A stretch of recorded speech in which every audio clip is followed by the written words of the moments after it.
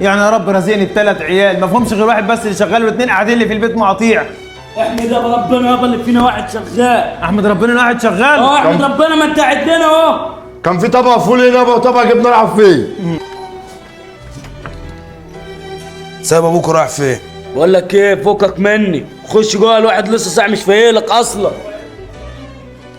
فوق فطر بيهم الصبح اللي ماشي راح الشغل طالع على اكل عيشه مش قاعد زي حضرتك قايم الظهر. تعالى يا ابني شوف اخواتك بيعملوا فيا ايه. لا يابا انا شفت وسمعت كل حاجه وانا بره.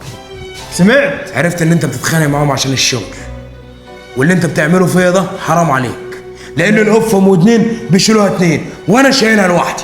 لما تاكل عرقي وشقايه ليهم وهم نايمين في البيت ما بيشتغلوش يبقى انت كده يابا بتيجي عليا.